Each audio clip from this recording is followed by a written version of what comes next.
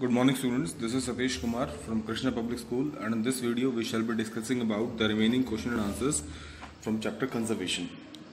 इसमें सबसे पहले हमारे पास आ जाते हैं कुछ fill in the blanks. तो सबसे पहला है Corbett National Park is located in, it is in Uttaranchal. In wildlife sanctuary only dash is protected, that is fauna मतलब animals हमारे, and conservation means dash for environment to protection and preservation. आप इसमें protection और preservation दोनों डाल सकते हैं या सिर्फ एक प्रोटेक्शन से भी इनफ है.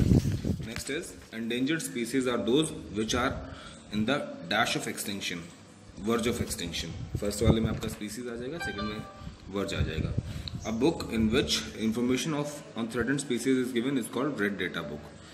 जिस बुक के अंदर आपकी थ्रेटेंड स्पीसीज के बारे में इंफॉर्मेशन रहती है उसे रेड डेटा बुक कहते हैं. Now we are having very short answer type questions. Very short answer type questions में पहला है हमारे पास, name the two international organizations working for wildlife conservation. Wildlife conservation के लिए जो हमारे international organizations हैं वो हैं World Wide Fund for Nature, that is WWF, and the International Union for Conservation of Nature and Natural Resources, IUCN. So these are the two organizations which are working for the conservation of nature and wildlife. Next, name two NGOs working for the conservation of environment in India. हमारे दो NGOs के बारे में आपको बताना है India के अंदर जो हैं जो वर्क कर रहे हैं हमारे कंजर्वेशन ऑफ एनवायरनमेंट के लिए. तो मैंने आपको जब हमने क्लास में डिस्कस किया तो there are lot of NGOs, but जो मेन हैं वो हैं हमारे Centre for Science and Environment CSC, आपका दिल्ली में है, and Bombay Natural History Society, ये आपका मुंबई में है. Next, give the full form of the following WCO, TERI, WWF. आपको इनके फुल फॉर्म देंगे. TERI की फुल फॉर्म है the Energy and Resource Institute. WCO की आपकी फुल फॉर्म है World conservation union, and WWF का आपका फुल फॉर्म है World Wide Fund for Nature. Next is write names of two endangered species. आपको दो एंडेंजर्ड स्पीसीज के बारे में बताना है. एंडेंजर्ड स्पीसीज के अंदर आपका बहुत सारी हैं, वैसे तो अगर देखा जाए तो मेनली इनमें है आपका ब्लू व्हेल और लायंस, जिनका स्ट्रेंथ अभी बहुत कम होता जा रहा है और इनको प्रिजर्वेशन की रिक्वायरमेंट है. The next question is write names of, sorry, now we are having short answer type questions. The first is what is flora and fauna. During the explanation of the chapter I have discussed flora and fauna an number of times. Flora का मतलब क्या होता है, all the species of plants together are known as flora, and fauna क्या होता है, all the species of animals together are known as fauna. सारे plants को मिला के क्या कहा जाता है, फ्लोरा कहा जाता है, और सभी तरह की स्पीसीज एनिमल्स के मिला के फौना कहलाती है. Then define extinct species. आपको एक्सटिंक्ट स्पीसीज के बारे में बताना क्या होती हैं. एक्सटिंक्ट स्पीसीज वो होती हैं जिनका पूरी तरह से नामो निशान अब मिट चुका है और वो इस दुनिया में नहीं है. पहले हुआ करते थे कभी, बट अब उनके स्पीसी का एक भी सिंगल जो एनिमल है वो जिंदा नहीं है. उन्हें हम क्या कहते हैं, एक्सटिंक्ट स्पीसीज कहते हैं, जो पूरी तरह से खत्म हो चुकी हैं. Next is explain the plants and animals are renewable natural resources. Plants और एनिमल्स जो है वो रिन्यूएबल नेचुरल रिसोर्सेज हैं because they are very useful to sustain our ecosystem and can be produced and maintained by conservation. क्योंकि हमारे ecosystem के लिए बहुत अच्छे हैं और इन्हें प्रोड्यूस किया जा सकता है और मेंटेन किया जाता है कंजर्वेशन के लिए. आपके पास अगर छोटे छोटे पौधों से अगर आप आसपास अपने लगाते हैं तो उनसे बड़े होकर कितने सारे प्लांट्स बन जाएंगे और कितने सारे ट्रीज बन जाएंगे जो हमारे इकोसिस्टम के लिए हेल्दी होंगे और हमें बहुत सारी चीज़ें प्रोवाइड करेंगे, जैसे शेल्टर, oxygen and timber.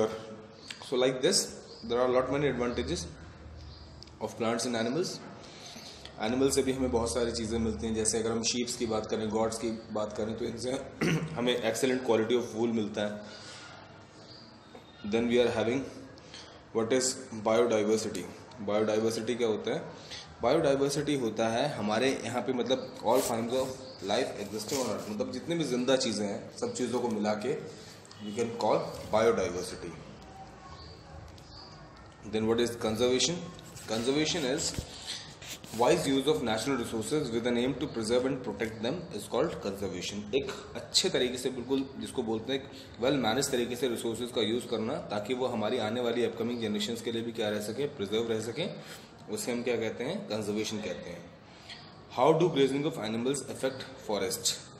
अब हमारे पास लॉन्ग आंसर टाइप क्वेश्चंस आ गए हैं. तो इसमें पहला क्वेश्चन है कि अगर ग्रेजिंग होगी बहुत ज़्यादा फॉरेस्ट के अंदर तो वो कैसे इफेक्ट करेगी फॉरेस्ट को. तो मान लो अगर ग्रेजिंग हो रही है बहुत ज़्यादा, तो ग्रेजिंग होने की वजह से क्या होगा, जो छोटे प्लांट्स हैं, जो ग्रास है वहाँ पे फॉरेस्ट के अंदर, वो क्या होगी, डिस्ट्रॉय हो जाएगी।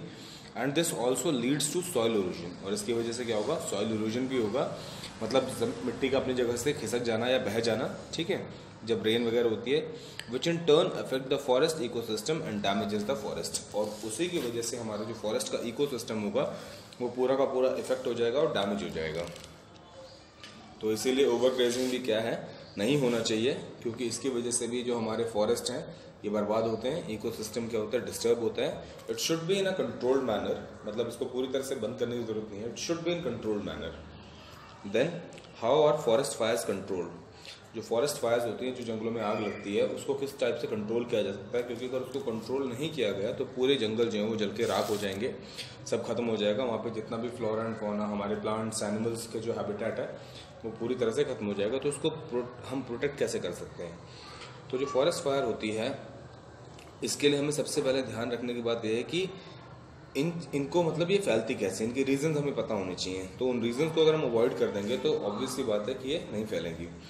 सो इसमें पहला रीज़न होता है कि जो लोग कैंपिंग करते हैं जंगलों में, वो वहाँ पे कैंप फायर्स को क्या करते हैं, जलाते हैं और उनको प्रॉपरली नहीं बुझाते हैं। तो उनकी ना बुझने की वजह से उनकी जो थोड़ी बहुत उनके अंदर जो अंगारे रह जाते हैं, जो जिस वजह से थोड़ी बहुत आग रह जाती है, उसकी वजह से भी फॉरेस्ट फायर लग सकती है। तो पूरी तरह से जब भी कैंपिंग हम करते हैं कहीं पे फॉरेस्ट वाले एरिया में, किसी डेंस एरिया में, तो वहाँ पे हमें जो भी फायर हम बर्न वो करते हैं, लाइट करते हैं, उसको पूरी तरह से हमें क्या करना है, वहाँ पे बुझा के तभी वहाँ से जाना है, ठीक है।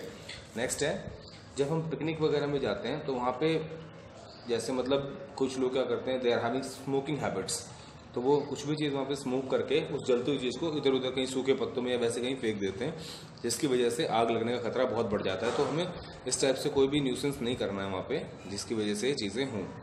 और समर में क्या होता है, जो हमारे सूखे पत्ते होते हैं उनकी पाइलिंग नहीं होनी चाहिए, मतलब उनको इकट्ठा नहीं होना चाहिए कहीं पे, तो क्योंकि जो सूखे पत्ते होते हैं उनमें आग बहुत जल्दी पकड़ती है, तो इसलिए उनके पाइल्स नहीं होने चाहिए, किसी एक जगह पे इकट्ठे नहीं होने चाहिए, ठीक है, उनके जो ढेर होते हैं।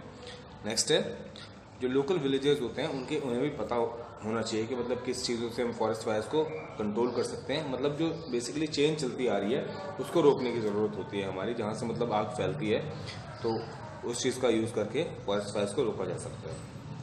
नेक्स्ट है, what is project tiger, right a short note in. Project tiger क्या था, इसके बारे में आपको शॉर्ट नोट बताना है। तो प्रोजेक्ट टाइगर क्या था, एक इंडियन सक्सेस स्टोरी है।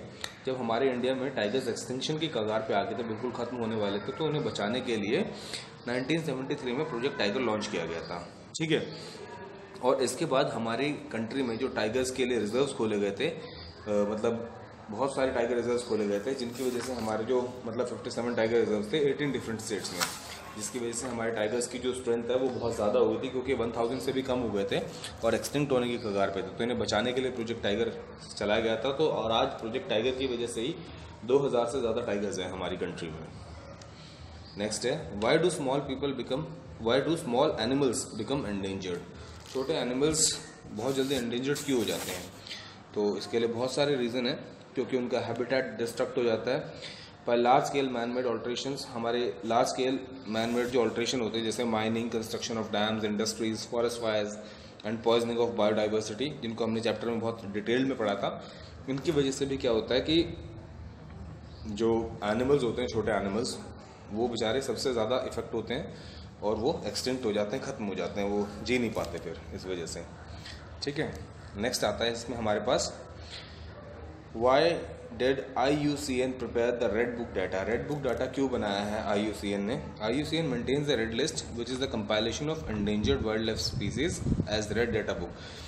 IUCN मेंटेन करती है जो रेड डाटा बुक, उसके अंदर क्या होते हैं, जो एंडेंजर्ड स्पीसीज हैं उनका डाटा रखा जाता है, और ये डाटा हर साल क्या होता है, रिन्यू होता है, सो दैट कि कुछ स्टेप्स, कुछ स्कीम्स और प्रोजेक्ट्स बनाए जा सकें उन एनिमल्स के लिए जो एंडेंजर्ड हैं या एक्सटिंक्ट होने की कगार पे हैं बहुत ज़्यादा या रेयर हैं, ठीक है। तो उन एनिमल्स को प्रोटेक्ट करने के लिए बेसिकली ये रेड डाटा बुक क्या होती है, बनाई जाती है और उसको अपडेट किया जाता है on the regular basis, okay.